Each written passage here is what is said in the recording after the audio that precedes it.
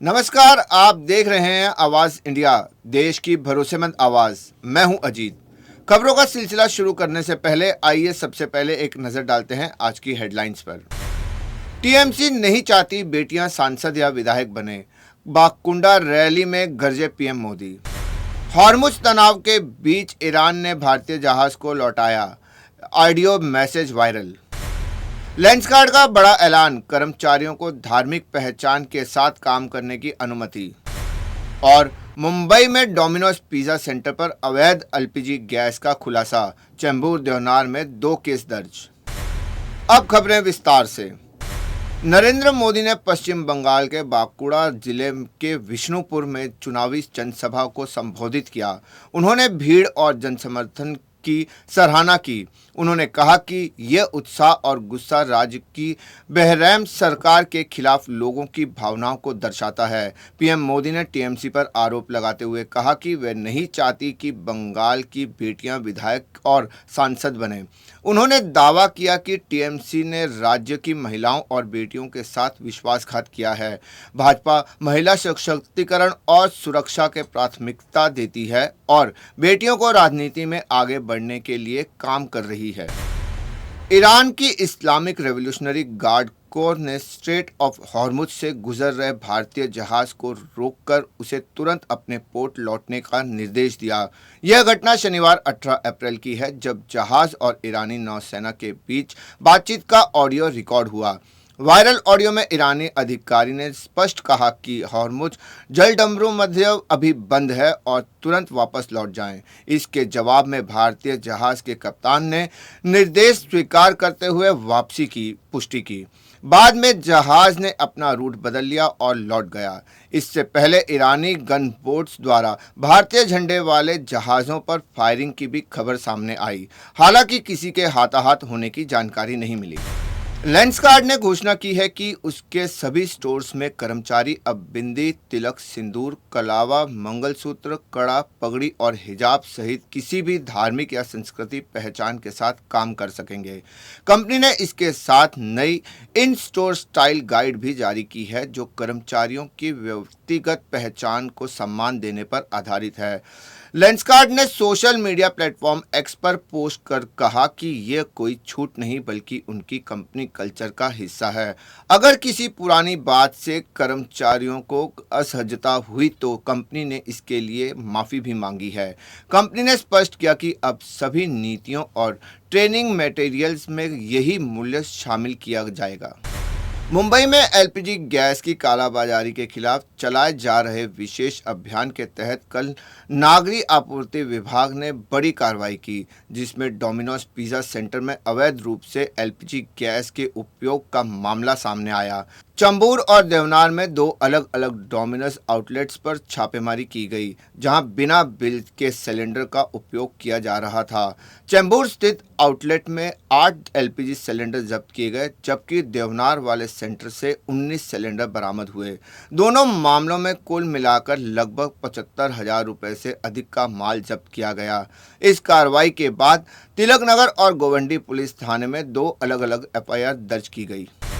रविवार रात मुंबई सेंट्रल के डीबी मार्ग पर रिलायंस मॉल के सामने स्थित चाल में लेवल 1 आग लगने की घटना सामने आई, जो दुकानों और घरों तक ही सीमित रही। घटना की सूचना फायर ब्रिगेड को 11:31 पर मिली। मौके पर BMC Mumbai fire brigade, best staff और वार्ड कर्मचारी पहुंचकर आग पर काबू पाने में जुट गए। किसी के घायल होने की सूचना नहीं है। वक्त हो चला है एक छोटे से ब्रेक का।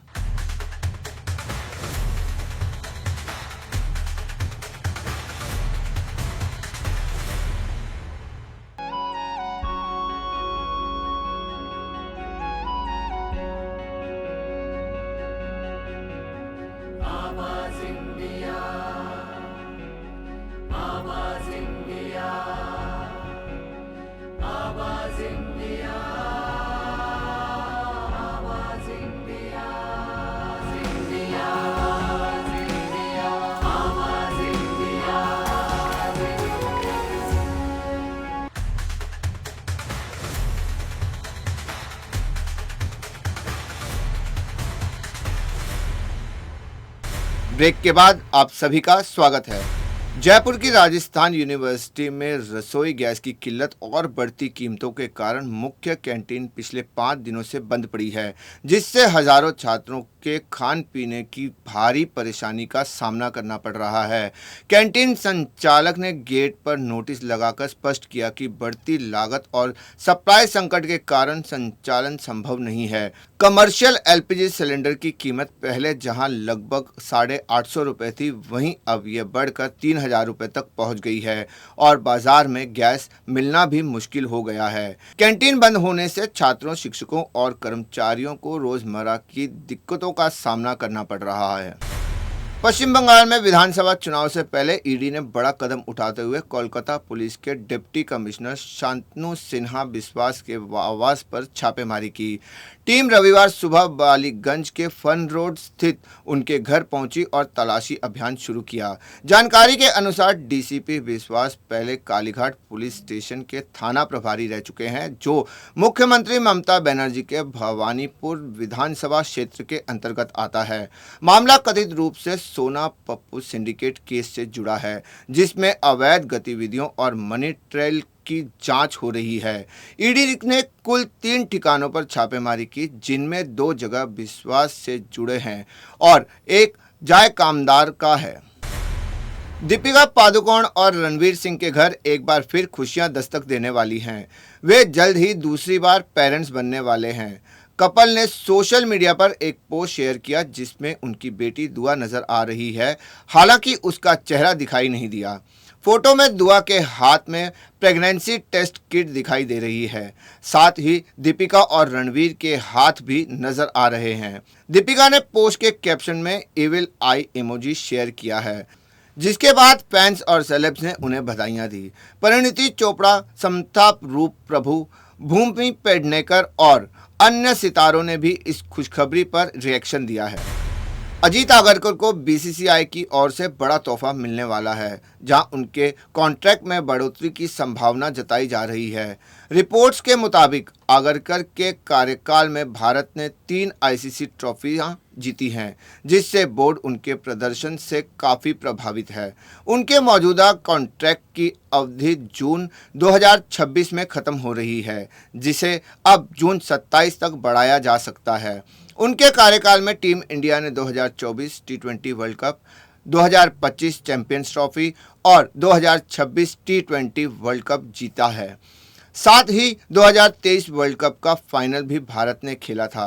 हालांकि इस पर बीसीसीआई की ओर से अभी कोई आधिकारिक पुष्टि नहीं की गई है। देश और दुनिया की बड़ी खबरों में फिलहाल के लिए इतना ही। जुड़े रहिए आवाज़ इंडिया के साथ। तब तक के लिए नमस्कार।